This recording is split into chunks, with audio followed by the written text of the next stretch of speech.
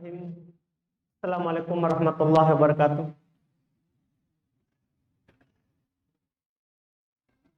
Innal hamdalillah nahmaduhu wa nasta'inuhu wa nastaghfiruh wa na'udzu billahi min syururi anfusina wa min sayyiati a'malina.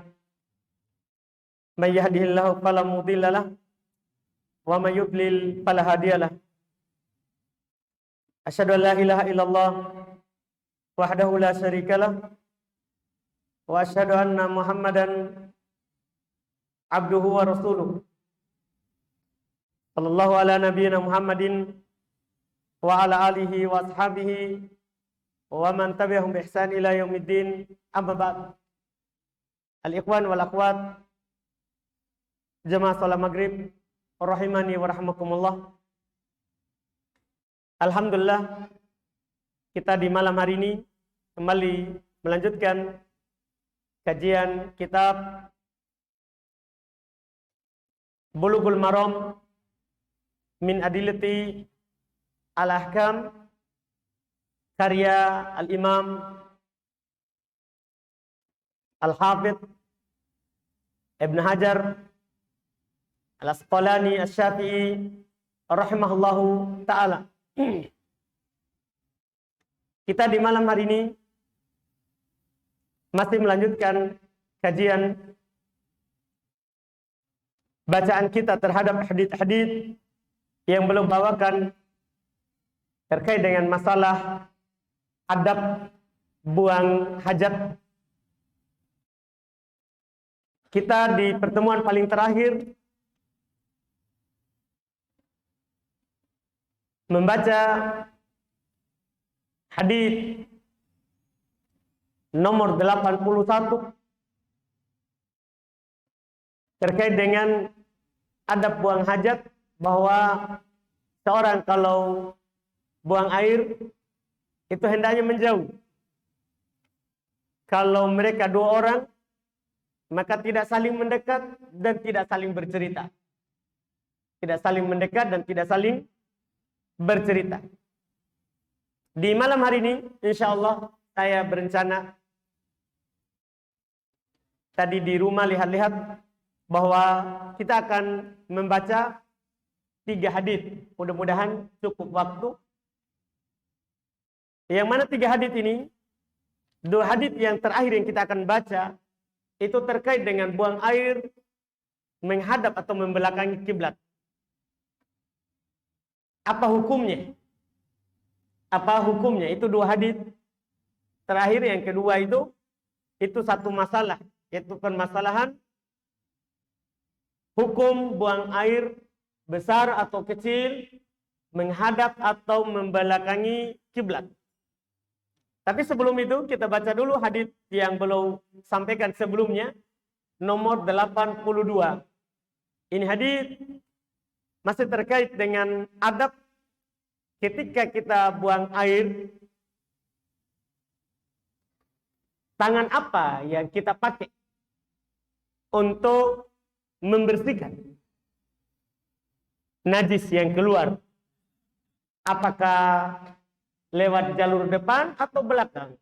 Yaitu air kecil atau air besar? Kita akan lihat hukumnya berdasarkan hadits yang belum sampaikan. Kata beliau rahimahullah, wa an Abi Qatadah radhiyallahu anhu qala Rasulullah sallallahu alaihi wasallam la yamassanna ahadukum dzakarahu bi yaminihi wa huwa yabul wala yatamassah minal khala bi yaminihi wala yatanaffas fil ina. Untuk lafaz yang paling terakhir itu adab di dalam minum. Yang kita inginkan di bab ini di 2 potongan pertama. Kata beliau muttafaqun alaihi wal lafdhu li Muslim. Katanya dari Abu Qatadah radhiyallahu taala anhu, beliau berkata, Rasulullah sallallahu alaihi wasallam beliau bersabda, la yamassanna ahadukum dzakarahu bi yaminihi Jangan sekali-sekali salah seorang dari kalian memegang kemaluannya dengan tangan kanannya. Wahwa yabul, dalam keadaan dia sedang buang air. Tentunya buang air kecil. Ini potongan pertama dalam adab buang air. Potongan yang kedua, wala yatamassah minal khola'i biyaminihi. Dan jangan dia berbersih cebok dengan tangan kanannya dari buang air. Ini adab yang kedua. Terkait dengan buang air. Wala yatanafas fil ina. Dan ketika minum, jangan dia bernapas di gelasnya. Ini kalau yang ini adab ketika kita minum. Ketika kita minum air, kalau kita mau bernapas, maka kita hentikan minumnya. Oleh karena itu Nabi SAW kalau minum, belum minum 3 kali. Yaitu sekali, baru turunkan napas, baru minum lagi, baru turunkan, baru bernapas. Jangan sambil teguh bernapas di gelas. Itu dilarang, dan larangan ini nanti kita akan bicarakan hukumnya, apakah haram atau bagaimana. Sebentar kita akan bicarakan. Kata beliau muttafaqun alaih. Hadits ini diriwayatkan oleh Imam Al-Bukhari dan Imam Muslim. Dan beliau katakan walafdhu li Muslim. Tapi lafaz yang lengkap ini adalah lafaz Imam Muslim. Tapi periwayatannya disepakati oleh Imam Al-Bukhari dan Imam Muslim. Hadis ini titiknya ringkas-ringkas saja. Pertama menunjukkan atas larangan memegang zakar, memegang kelamin, kemaluan saat buang air kecil dengan tangan kanan. Jadi kalau kita buang air kecil, kalau memang harus dipegang, karena mungkin kadang kalau tidak dipegang akan mengalir di kaki kita, sementara kalau dipegang lebih terarah. Ya, senjatanya. Dipahami mungkin ya. Ini tentunya laki-laki. Karena perempuan tidak perlu dia pegang. Karena sudah dimaklumi bersama, ngapain lagi dia pegang. Ini yang laki-laki. Jangan sampai ada yang bertanya, gimana caranya perempuan pegang? Ini berlaku untuk siapa? Laki-laki. Dan laki-laki. Di sini, di hadis ini, larangan untuk memegang dengan tangan kanan. Ketika antum buang air, jangan pegang dengan tangan kanan. Pegangnya dengan tangan kiri. Dilarang. Pegang dengan tangan kanan.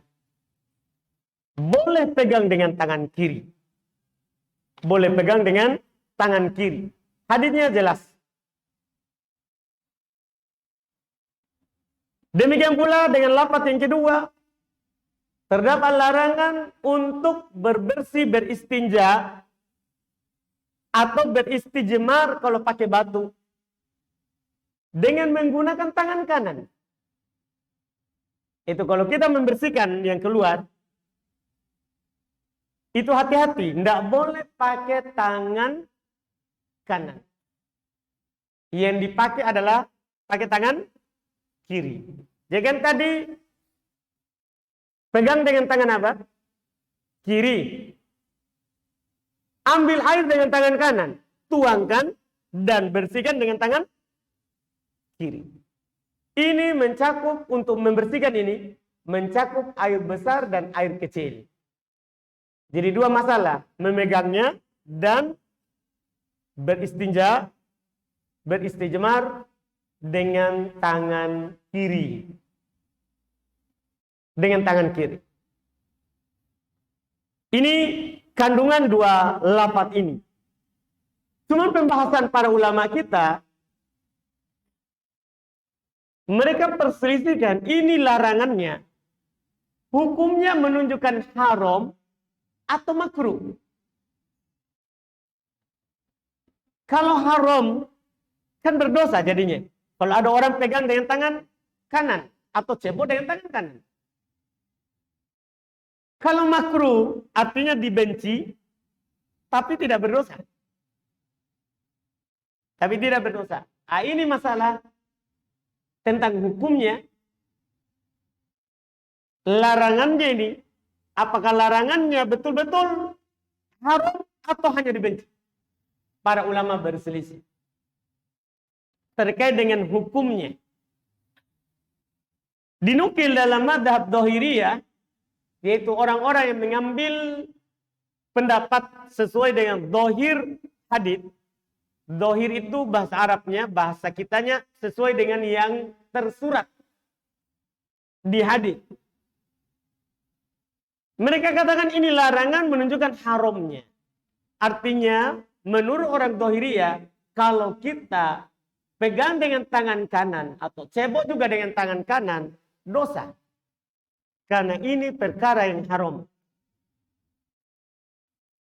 Haram. Yang mengharuskan datang ekor kalau dilakukan dengan tangan kanan, ceboknya dan pegangnya. Ini dalam madhab orang Dhahiriyah. Sementara mayoritas ulama madhab, mereka berpendapat beda. Mereka malah katakan ini hukumnya makruh, bukan menunjukkan haramnya. Tapi makruh. Ini pendapat mayoritas. Dan pendapat mayoritas ini yang besar, yang benarnya.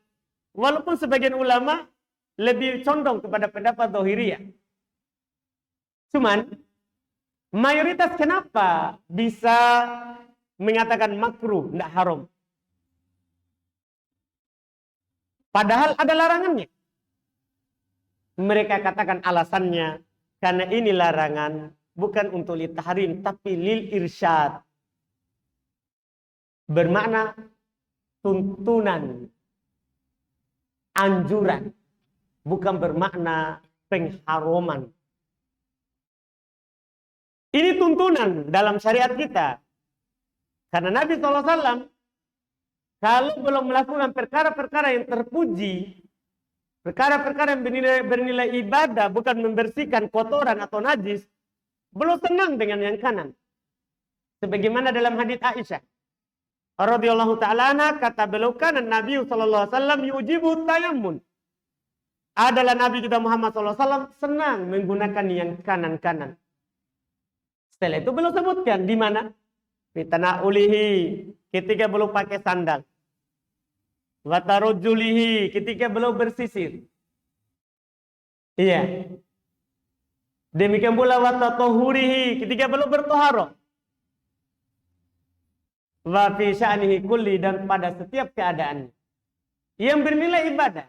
Tapi yang bernilai mengangkat najis, menghilangkan najis, itu dituntunkan. Pakai yang kiri. Tadi yang menggunakan kanan, kalau ada orang menggunakan kiri, sah wudunya. Karena dia wajib. Tidak wajib. Ini perintah apa? Tuntunan irsyad. Tuntunan, kalau yang bagus, pakainya kanan, bukan yang kiri. Tapi kalau kita pakai lewat kiri dulu, tidak dosa. Sama dengan ini. Ini juga larangan untuk irsyad. Tuntunan. Dan ini insya Allah yang kuat pendapat mayoritas ahli fikih. Walaupun kalau antum mau keluar dari silang pendapat, ya jangan pakai yang kanan. Memang harus pakai yang kiri. Itu kalau mau keluar dari silang pendapat. Walaupun itu makruh. Anggaplah antum pegang ini perkara makruh. Bukan berarti nanti kita, oh kan makruh di. Sebentar masuk di WC, buang air besar, pakai kanan saja. Masalahnya sebentar keluar di luar, di halaman, makan bakso, pakai juga kanan. Kan tidak enak. Ada bau baksonya, ada bau itu juga. Kan begitu. Makanya lebih aman dan lebih hati-hati walaupun makruh. Menurut pendapat mayoritas, antum jauhi itu. Karena uraian perkara haram atau makruh, haram wajib ditinggalkan. Makruh tidak wajib, tapi ditinggalkan. Bukan berarti dilakukan. Itu wallahu alam. terkait dengan masalah ini. Demikian pula tadi bernapas di minuman, sama semua hukumnya. Kan ini 3 rangkaian. Bernapas di minuman bukan menunjukkan haramnya, tapi apa? Makruh. Kalau ada orang minum bernapas, tidak haram dia minum lagi.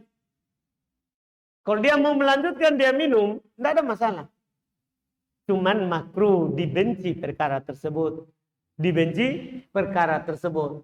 Sisi makruhnya, banyak ulama uraiannya, mereka rahmahumullah ilahnya. Di antara mereka sebutkan, kalau ada orang yang lanjut minum lagi di situ setelahnya, kan dia akan merasa apa? Kurang ini, karena sudah kita bernapas di dalamnya. Sudah kita bernapas di dalamnya. Membuat saudara kita yang minum setelahnya itu merasa, iya, lain perasaannya. Karena kita sudah bernapas di dalamnya. Ini untuk menjaga perasaan yang disebutkan.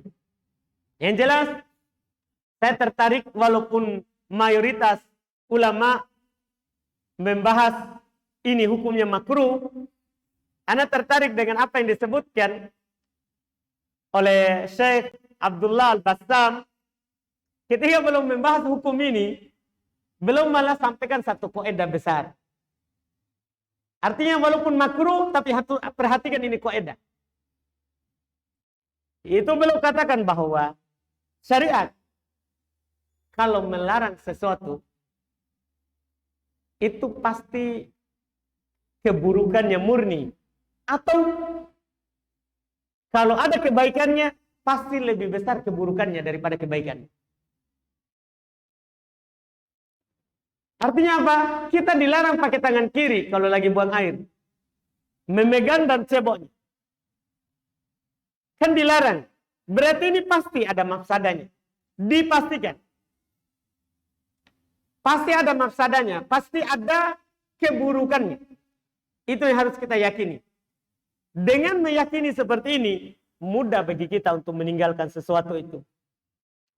Kalau kita dapat, oh syariat larang, pasti ada keburukannya. Kalau tidak keburukan murni, maka keburukannya lebih besar daripada kebaikannya.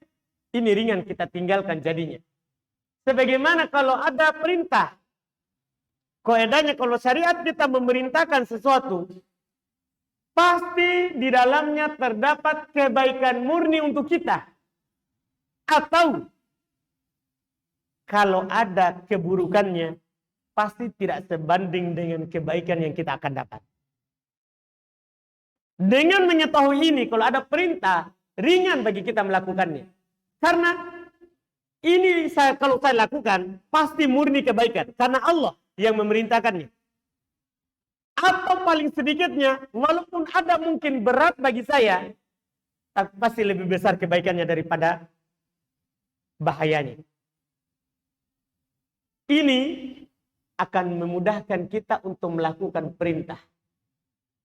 Banyak dari kita kalau ada sesuatu malas, kalau ada perintah. Kalau ada larangan malas kita tinggalkan. Karena kurang yakin terhadap keinginan syariat. Dari perintah itu atau larangan itu. Tapi kalau kita tahu ini, mudah bagi kita. Anggaplah, antum praktek, kita diperintahkan sholat oleh Allah Subhanahu wa Ta'ala dalam Al-Quran. Ketika kita yakini, kalau saya sholat, murni kebaikan yang saya akan dapat. Kalaupun ada keburukannya, maka tidak seberapa dibanding dengan kebaikan yang dijanjikan oleh Allah Subhanahu wa Ta'ala. Ini sholat. Puasa. Kita berpuasa, biasanya makan 3 kali sehari. Itu nasinya. Belum lagi roti, kuenya, kopinya, tehnya. Tiba-tiba datang puasa, Ramadan. Kita tidak boleh makan dari subuh, fajar, sampai terbenam matahari. Iya, buruk menurut kita rasakan. Ya kan? Lapar. Haus. Tetapi ini, buruknya ini, tidak sebanding dengan pahala yang disiapkan oleh Allah untuk kita. Kan begitu? Nah, kalau kita meyakini itu nanti, mudah bagi kita untuk melakukannya. Karena ada janji Allah yang kita inginkan. Sama dengan larangan. Anggaplah larangan. Kita contohlah yang tersebar di masyarakat, riba. Kita pinjam uang di bank. Kita tidak punya modal, misalnya mau modal bisnis 100 juta. Kita tidak punya. Pinjam di bank, langsung keluar. Baik menurut kita, karena saya langsung dapat modal. Bisa banyak barang, nanti banyak untung, karena banyak dijual. Iya. Banyak yang mau dijual barangnya. Ini kan kebaikan. Tapi coba kita lihat bahayanya. Karena kalau ada larangan, pasti bahayanya lebih besar walaupun ada kebaikannya. Pertama, harta tidak berkah. Artinya walaupun banyak, kita tidak akan pernah puas kalau dengan harta riba. Karena kenapa? Allah katakan, ya mahaqullahu riba. Allah hilangkan berkah harta riba. Gimana caranya kalau kita punya harta tidak berkah? Itu adalah penderitaan, bukan kebaikan. Walaupun kita orang mungkin lihat, Masya Allah, baru setahun sudah punya mobil, sudah punya rumah, istrinya sudah 3. Oh. Tapi itu istrinya mungkin kan ada uang ribanya. Setelah itu dia bangkrut, ditagih oleh bank, istrinya semuanya tidak ada 3-tiganya. Kan kebaikan apa yang diinginkan? Karena kalau larangan pasti keburukan. Kalau larangan pasti keburukan. Ini contoh. Kita praktek di sini. Di hadis yang ada di hadapan mata kita. Ini para ulama berpendapat bahwa dalam hal ini mayoritas ulama fikih berpendapat ini hukumnya makruh.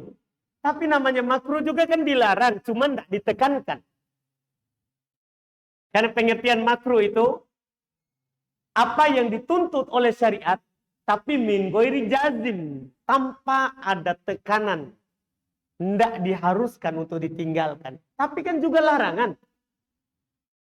Kita yakin saja kalau saya lakukan ini larangan, pasti keburukan bagi saya. Dengan itu, kita tidak bermudahan dalam melakukan yang makruh. Dalam melakukan yang makruh. Ini terkait dengan hadis yang belum sampaikan. Kemudian berikutnya, di hadis 83, kata beliau rahmatullah, wa an Salman radhiyallahu ta'ala anhu qala, laqad nahana Rasulullah sallallahu alaihi wa alihi wasallam an nastaqbilal qiblata bi ghaitin aw baulin aw an nastanjiya bil yamini aw an nastanjiya bi aqalli min salatati ahjarin aw an nastanjiya bi raji'in aw admin. Rawahu Muslim. Kata beliau rahmatullah dari Salman radhiyallahu ta'ala anhu, beliau berkata, sungguh Rasulullah SAW telah melarang kami untuk menghadap kiblat ketika buang air besar atau air kecil. Nabi SAW melarang kami untuk beristinja dengan tangan kanan. Kalau ini tadi sudah. Au annastanjiya bi aqalli min salatati ahjar. Nabi melarang kami untuk beristinja dengan kurang dari 3 batu. Ini khusus kalau kita lagi pakai batu membersihkan kotoran, air kecil atau air besar. Kita tidak boleh beristijmar kurang dari 3 batu. Paling sedikit 3. Dan paling banyaknya tidak ada batasannya, yang penting witir. Karena dalam hadis lain kata Nabi SAW, manista jamarofal yutir. Siapa yang beristinja pakai batu, hendaklah dia ganjilkan. Hendaklah dia ganjilkan. Jadi ganjil ini paling sedikitnya 3, 5, 7, sampai seterusnya. Ini tuntunan dalam beristinja. kalau menggunakan batu atau pengganti dari batu. Dari benda-benda yang bisa menghilangkan najis. Dari penggantinya batu. Misalnya yang disebut oleh para ulama al-akshab, kayu. Ya. Wal kharaq, kain. Ya. Awil waraq, atau daun. Atau sekarang ini. Apa kita sekarang ini? Tisu. Ya, al-munasyib. Yang membersihkan. Karena ilahnya bukan batunya, tapi at-tatahhur. Yang diinginkan adalah bersih dari kotoran itu. Bukan alat untuk membersihkan. Jadi dianjurkan untuk witir, untuk ganjil. Kemudian Nabi SAW melarang kami untuk beristinja dengan rojib, kotoran. Juga Nabi SAW melarang kami untuk beristinja dengan tulang. Dengan tulang. Adapun dilarang dengan tulang atau kotoran, disebutkan itu karena makanan jin. Karena itu adalah merupakan makanan dari jin. Itu kotoran. Atau tulang. Kalau ada yang bertanya, gimana caranya jin makan? Dan ada dagingnya, sudah habis. Tidak usah bertanya, ini perkara goib. Kita hanya bisa berbicara pada apa yang dikasihkan. Kalau Allah, nabinya bilang, itu sebagai makanannya jin, sudah itu kita imani. Karena Allah Subhanahu wa taala memuji kita kalau kita beriman walaupun itu kita tidak tahu hikmahnya. Allah sebutkan di awal-awal surah Al-Baqarah kan, ketika Allah katakan mereka adalah orang-orang yang beruntung. Di antara sifat mereka adalah alladzina yu'minuna bil ghaib. Mereka adalah orang-orang yang beriman, percaya terhadap perkara ghaib. Dan syaitan, jin, iblis, itu nyata. Ada zatnya. Makhluk dari makhluk Allah seperti kita juga. Kita dicipta dari tanah, kalau jin dari api. Jangan sampai kita terpengaruh dengan pemikiran orang-orang yang mengatakan bahwa itu jin, syaitan, iblis, tidak berzat. Tidak ada, itu cuma sifat jahat. Jadi semua sifat jahat itu namanya syaitan, jin, iblis. Dia tidak ada sifatnya katanya. Tapi naudzubillah, ini menentang Quran tentunya. Ini perkara gaib. Kalau Allah Subhanahu wa taala katakan ada, ya kita bilang ada. Kita bilang ada. Ini kandungan yang terakhir dari hadis. Poin penting kita adalah lafaz yang pertama. Nabi melarang kami menghadap kiblat ketika buang air besar atau air kecil. Kita baca lagi hadis berikutnya karena sama. Walis sab'ati. Dalam riwayat Imam 7. Imam yang 7 maksudnya Bukhari Muslim, Imam Ahmad, Abu Daud, An-Nasai, At-Tirmidzi, dan Ibnu Majah. Ini Imam 7. Dari Imam hadis. An Abi Ayyub Al-Ansari, dari Abu Ayyub Al-Ansari radhiyallahu taala anhu. Fala tastaqbilul qiblata wala tastadbiruha bighaitin wala baul. Walakin syarrifu aw gharribu. Maka jangan kalian menghadap kiblat.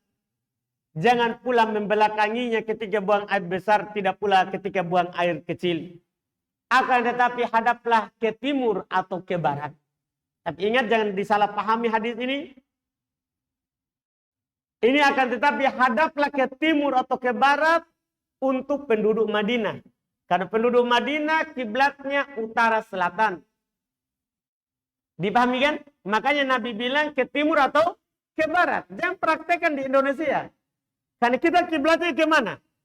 Ke barat. Kalau kita hadap ke barat berarti hadap kiblat. Kita hadap ke timur berarti belakangi kiblat. Jadi ini hadis hitopnya. Siapa yang Nabi ajak bicara itu perlu juga kita pahami supaya tidak salah paham hadis.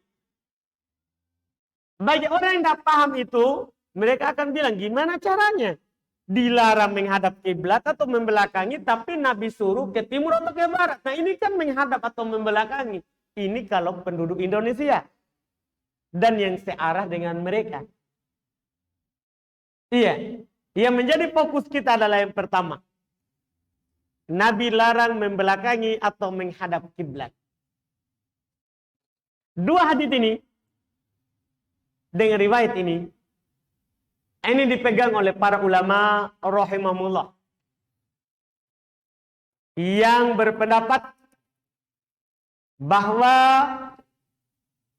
membelakangi atau menghadap kiblat ketika buang air itu haram secara mutlak di dalam bangunan atau di luar bangunan. Ini adalah pendapat dari Ibnu Hazm. Juga diriwayatkan pendapat ini dari Abu Ayyub karena yang meriwayatkan hadis tadi. Ini juga pendapat yang dinukil dari Al-Imam Mujahid, juga An-Nakhai. Semuanya menukil bahwa haram membelakangi atau menghadap kiblat di tanah lapang atau di bangunan. Dalilnya ini dua hadis. Hadis pertama dari hadis Salman. Beliau katakan Nabi melarang kami untuk menghadap atau membelakangi kiblat ketika buang air besar atau kecil. Dalam hadis Abu Ayyub radhiyallahu taala anhu, Nabi bilang fala tastaqbilul kiblat. Jangan menghadap kiblat, wala tastadbiruha, jangan juga membelakanginya. Ini hadis umum, tidak ada dibilang di ruangan atau di luar ruangan. Ini pendapat pertama. Pakai dua hadis ini. Pendapat yang kedua, dan dalam perkara ini ada 8 pendapat. Tapi kita akan sebutkan 3 saja, karena itu yang berkaitan dengan hadis yang kita sebutkan. Pendapat yang kedua, membelakangi atau menghadap kiblat di tanah lapang ataupun di dalam bangunan boleh, tidak haram. Hukumnya boleh, tidak haram. Mereka berdalil dengan hadis riwayat Imam Al-Bukhari dan Imam Muslim dari Abdullah bin Umar radhiyallahu taala anhu, beliau berkata, "Raqitu yauman ala baiti Hafsah." Suatu hari, saya pernah naik di loteng rumahnya Hafsah. Saudarinya, istri Nabi Muhammad SAW. Fara'aitu Nabiya SAW yaqdi hajatahu mustaqbil Syam. Mustadbirun al-Ka'bah. Maka saya melihat Nabi SAW menghadap ke arah Syam dan membelakangi kiblat Ka'bah. Nabi menghadap ke arah Baitul Maqdis, ke arah Syam, dan membelakangi Ka'bah, Baitullahil Haram. Ini hadis menunjukkan bolehnya. Kan hadis pertama tidak boleh, ini boleh. Ini pendapat ini, ia mengatakan boleh. Ini merupakan pendapat yang dinukil dari Urwah bin Zubair. Juga pendapat ini juga yang dinukil dari Daud Ad-Dhahiri. Jadi orang Dhahiriyah sendiri berselisih karena dua hadis yang berbeda. Satunya pegang hadis pertama tadi, satunya pegang hadis yang kedua. Pendapat yang ketiga. Dan pendapat yang ketiga ini yang benarnya. Dia adalah merupakan pendapat dari Imam Malik, Imam Syafi'i, Imam Ahmad. Mayoritas ulama madhab. Masalah larangan buang air menghadap atau membelakangi kiblat itu dirinci. Ini pendapat yang benarnya nanti. Karena dia merinci. Maksudnya gimana rinciannya? Kata mereka, kalau di luar bangunan, tidak boleh menghadap atau membelakangi kiblat. Apa dalilnya? Hadis yang ada di buku. Hadis Salman Al-Farisi dan hadis Abu Ayyub Al-Ansari. Karena Nabi melarang. Di mana larangannya? Di luar bangunan. Di dalam bangunan gimana? Boleh. Apa dalilnya? Hadis Ibnu Umar, riwayat Bukhari Muslim. Masalahnya hadis itu semua sahih. Boleh. Dalilnya apa? Nabi buang air membelakangi Ka'bah. Hadap ke Syam. Tapi di mana Nabi buang?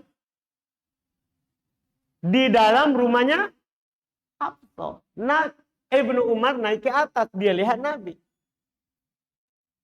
Di bangunan. Ini pendapat yang paling bagus dan pertengahan karena beramal dengan dua dalil. Jadi kesimpulannya seperti itu. Ini pendapat Imam Syafi'i, Imam Ahmad, Imam Malik. Kalau dalam bangunan boleh, luar bangunan tidak boleh. Ini dalam rangka mengamalkan semua hadis itu yang ada dan juga lebih tenang. Karena ketika kita pegang pendapat pertama, kita akan buang hadis kedua. Ketika kita pegang hanya pendapat yang kedua, maka kita akan buang hadis-hadis yang ada di yang pertama. Ketika kita berpegang dengan pendapat yang ketiga, maka semuanya kita amalkan. Mengamalkan semua hadis yang ada itu lebih utama daripada meninggalkan yang lain dan mengamalkan yang lain. Makanya ini pendapat lebih bagus, lebih kuat. Ini insya Allah, alhamdulillah terkait dengan masalah ini. Dengan ini selesai. Kita cukupkan 3 hadis itu. Kita masuk di tanya jawab. Kalau ada yang bertanya silakan.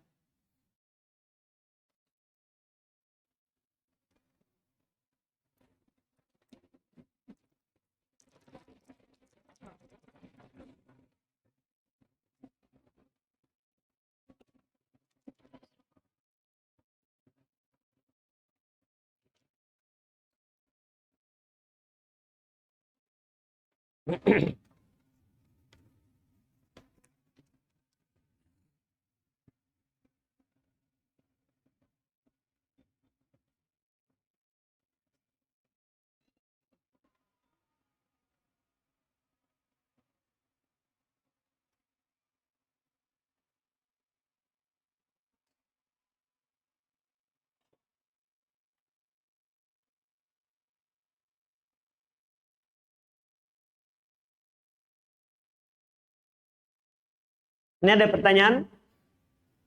Bismillah. Begini Ustadz, orang tua anak punya arisan nominal 12 juta. Dan diberikan kepada anak, qadarullah setiap ada masalah, utang piutang keluarga, dengan izin Allah, anak yang tanggung dan anak hitung pengambilan orang tua cuma 7 juta. Alasan orang tua memberikan lebih sebagai tambahan uang panai. Apakah anak harus menerimanya? Dan jika anak menerimanya, apakah termasuk riba? Mohon penjelasannya Ustaz. Kita sekarang dikasih oleh orang tua kita itu. Kenapa? Apakah untuk mengganti uang yang dipinjam? Itu pertanyaan yang pertama. Pertanyaan yang kedua, kita kasih orang tua kita bantu keluarga. Itu bantunya untuk dipinjamkan atau bantu percuma? Memang mau bantu keluarga? Itu pertanyaan yang kedua. Siapa yang punya pertanyaan? Karena hanya dia yang bisa jawab.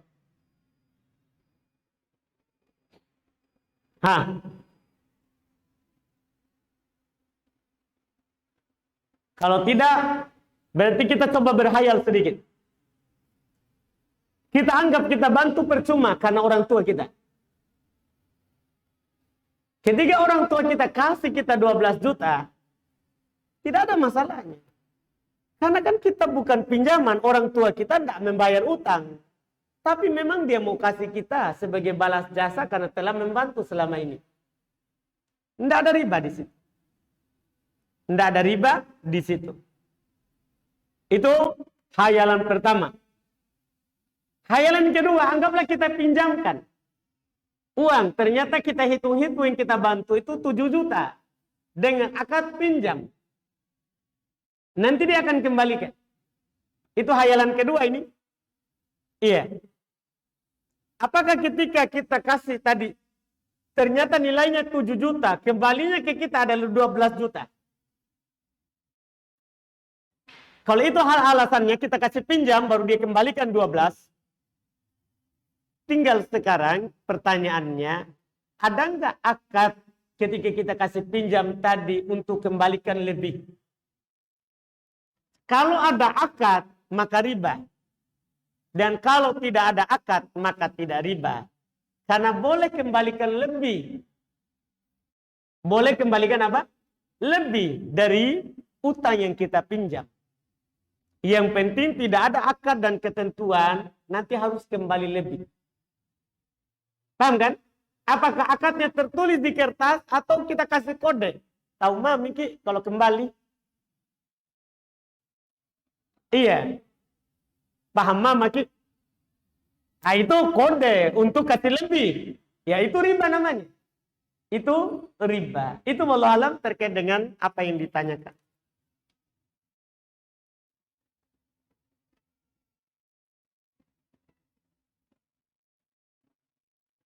Mana yang lebih utama? Mengqashar dan menjamak sholat di rumah atau di masjid ketika sedang safar? Lebih utama kita jamak qashar. Karena itu keringanan. Allah cinta kalau kita ambil keringanannya. Walaupun boleh kita ke masjid. Boleh kita ke masjid. Dan ketika kita ke masjid, boleh juga kita jamak qashar. Artinya kita ikut imam misalnya ke masjid di maghrib. Kita ikut imam 3 rakaat. Setelah itu salam imam, kita sholat 2 rakaat. Sholat isya. Qashar. Berarti kan kita kumpulkan ke masjid dan jamak. Qashar. Nanti tinggal kalau datang waktu isya, kita tidak hadir Jumat. Kenapa? Karena tidak hadir jamaah. Karena apa? Kita sudah sholat isya. Karena kita sudah sholat isya. Itu wallahu alam.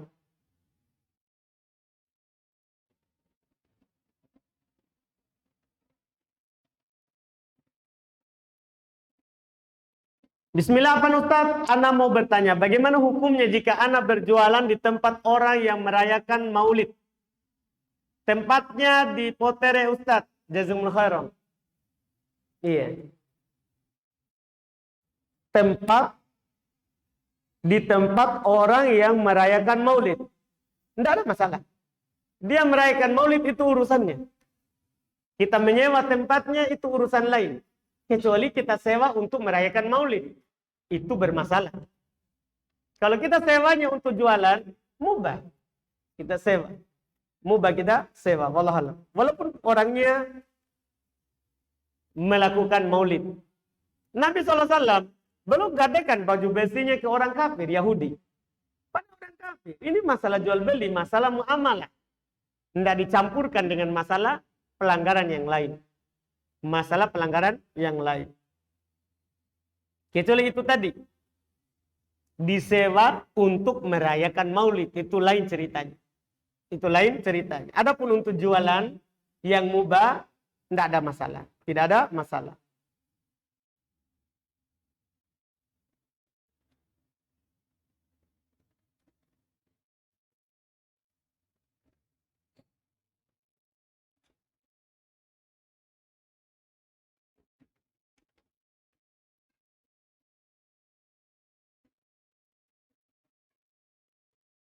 Ini pertanyaan. Mohon penjelasannya Ustadz untuk talak 1, 2, dan 3 dan rujuk. Iya. Allah Subhanahu wa taala berfirman dalam Al-Qur'an, "At-talaqu marratan." Talak itu 2 kali. Maksudnya ada talak 1, ada talak 2. Kemudian setelah itu dari talak 2 kalau keluar masa iddah jatuh talak 3. Talak 1 itu ya kita talak seorang, saya talak kamu. Walaupun diucapkan 10 kali. Saya talak kamu, saya talak kamu, saya talak kamu, saya talak kamu sampai habis napasnya. Itu terhitung 1 kalau dalam satu waktu. Iya. Pokoknya saking jengkelnya sampai mau pingsan ucapan talak. Misalnya, itu terhitung 1. Itu terhitung 1. Iya. Kalau dia lanjutkan sampai keluar masa iddah, yaitu 3 kali haid. Dia lanjutkan, dia talak lagi. Sudah talak 2. Kemudian sampai keluar masa iddahnya lagi 3 kali haid lagi. Dia lanjutkan talak 3. Talak 3 ini namanya talak bain. Sudah talak pisah. Sudah talak pisah. Nah, talak pisah ini beda hukumnya dengan talak 1 dan 2. Talak 1 dan 2 itu bisa rujuk. Sebagaimana talak 3 juga bisa rujuk. Sama-sama bisa rujuk. Cuman beda keadaan rujuknya. Talak 1 dan talak 2, cara rujuknya adalah cukup dengan berdamai dan mendatanginya. Berhubungan badan. Berjima. Batal. Talaknya. Kembali lagi 0. Tidak perlu akad yang baru, mahar baru, 2 saksi, tidak perlu. Ini talak 1 sama talak 2. Nah, talak 3, boleh rujuk, boleh. Dengan ketentuan, si istri yang dia talak tadi, sudah dinikahi oleh orang lain dan dia ceraikan. Dan dinikahi ini bukan nikah untuk penghalalan. Karena juga kadang ada orang buat makar. Supaya bisa lagi menikah dengan istrinya, dia sewa orang untuk nikah dulu sama itu. Kau nikahi ya, baru jangan kau sentuh-sentuh. Awas bang. Iya. Langsung talak setelah itu. Supaya apa? Saya halal nikahi lagi. Ini tidak boleh buah hilang. Kata Nabi sampai dia merasakan madunya dan kamu merasakan madunya. Artinya berhubungan badan, semua nikah begitu. Setelah itu qadarullah cerai. Setelah cerai mau balik lagi dengan suaminya tadinya. Itu boleh. Tentunya dengan akad yang baru, mahar yang baru, wali dan 2 saksi. Seperti nikah yang baru. Itu kalau sudah talak 3, talak bain. Sudah talak 3 dan talak bain. Itu wallahualam. Kalau masih talak 1, tapi keluar iddah. Belum jatuh, dia enggak jatuhkan talak 2. Masih talak 1. Kisahnya seperti dia mau balas dendam sama istrinya. Buruk suaminya. Dia mau gantung istrinya. Dia cuma talak 1. Dia tidak datangi juga. Supaya batal talaknya tadi. Dia juga tidak ceraikan. Dengan talak 3. Akhirnya istrinya mu'allaq kok digantung. Tapi digantung statusnya bukan lehernya. Iya. Ini gimana ini? Kalau dia orangnya misalnya seperti ini atau ditalak 1 saja. Keluar masa iddah. Nah, kalau ini tidak cukup dengan dia mendatangi kalau sudah keluar masa iddah. Harus akad baru, mahar baru dengan saksi 2 dan wali. Ini kalau sudah masih talak 1 tapi keluar masa iddahnya. Begitu juga ditalak 2. Begitu juga ditalak 2. Ini wallahu a'lam. Dan ini kalau kita bercerita talak ini, kalau suami yang menceraikan. Adapun kalau istri yang minta cerai, itu tidak ada hitungan 1, 2, 3. Karena 1 kali langsung dianggap 3. Itu bedanya kalau suami sama istri. Ya kalau istri langsung jatuh, talak 3. Kalau istri yang minta. Kalau istri yang minta. Jadi tidak boleh lagi nanti menikah, kecuali setelah dia menikah lagi sama orang lain. Dan cerai, kemudian dia ingin kembali.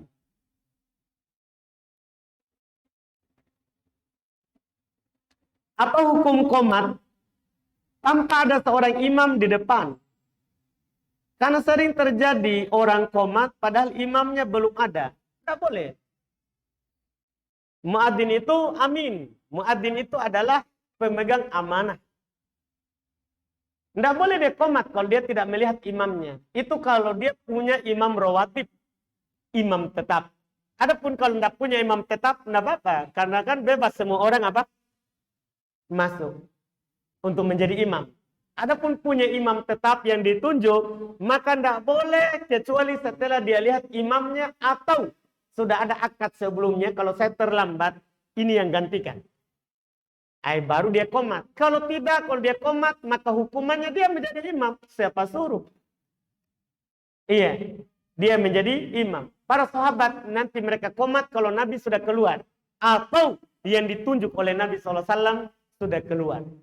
Itu wallahu a'lam.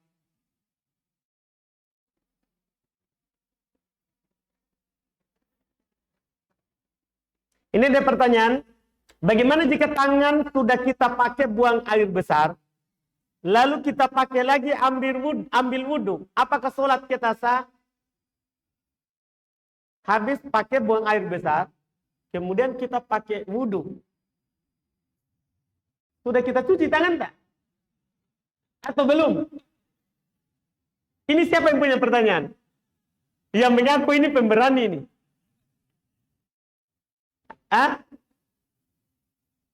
Gimana? Kalau kita sudah cuci tangan tak? Tidak ada masalah. Walaupun masih ada baunya, yang penting sudah hilang bekasnya. Karena bau itu kadang ada yang kuat menempel, ada yang tidak kuat. Tidak berbahaya baunya, tidak berbahaya. Yang penting kuningannya sudah hilang di tangan.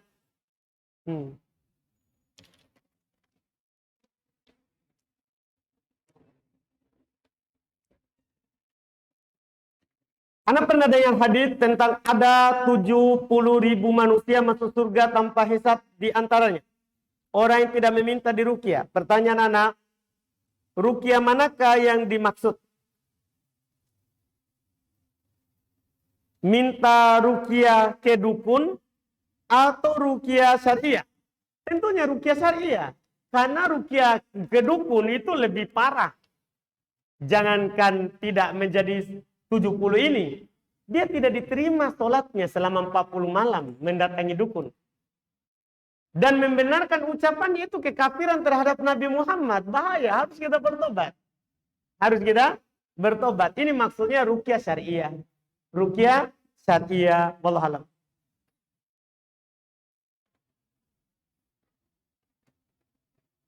Ini ada pertanyaan. Bagaimana Ustaz kalau sudah kebiasaan makan pakai tangan kiri dari kecil? Apakah tidak mengapa diteruskan? Mengapa? Ini masalah. Iya. Pernah di masa Nabi SAW. Ada seorang makan dengan tangan kirinya. Kebiasaannya tangan kiri. Kata Nabi SAW kepadanya, kul biyaminik. Makan dengan tanganmu. Kirimu. Makan dengan tangan kananmu. Dia bilang jawab kepada Nabi, Mas tata'tu, saya tidak mampu. Karena sudah biasa dengan kiri. Dia bilang saya tidak mampu. Nabi SAW marah dan mengatakan Mas tata'tu. Dia tidak akan pernah mampu lagi. Maka mulai dari saat itu dia tidak pernah angkat tangan kanannya. Jadi mati di tempat tangannya.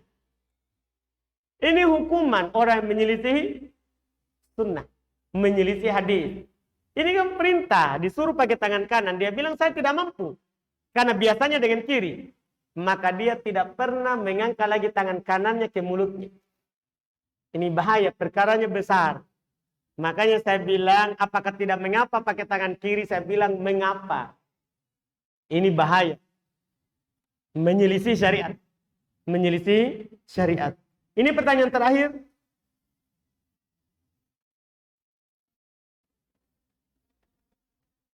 Apakah bacaan ketika ruku subhana rabbiyal azim dibatasi cuma 3 kali atau boleh lebih? Begitupun bacaan ketika sujud subhana rabbiyal a'la cuma 3 kali atau boleh lebih? Dalam riwayat Imam Muslim rahimahullah, Nabi SAW disebutkan ketika ruku belum baca subhana rabbiyal azim. Ketika sujud belum baca subhana rabbiyal a'la. Begitu saja, titik. Di luar riwayat Imam Muslim ada tambahan salasan. 3 kali. 3 kali. Ada kalimat 3-nya di riwayat itu. Tapi riwayat ini syad, riwayat ini salah. Syekh Albani bahkan doifkan. Karena kenapa? Riwayat Imam Muslim tidak ada kata 3. Tiba-tiba di luar Muslim ada. Ini riwayat dipertanyakan. Kenapa bisa ada? Padahal rawi-rawi yang kuat tidak ada kata 3. Sementara di luar daripada itu ada kata 3. Maka riwayatnya bermasalah. Pembatasan dengan kata 3. Maka yang disebutkan tidak ada bilangannya. Bisa 1 kali subhana rabbiyal azim, 1 kali subhana rabbiyal a'la, yang berarti sudah tumanina. Boleh 3, 5, 7, boleh. Tergantung panjang ruku kita berapa.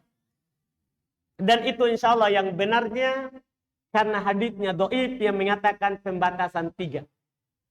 Yang mengatakan pembatasan 3. Tidak ada batasannya, yang penting ganjil. Itu pun ganjil itu tidak wajib.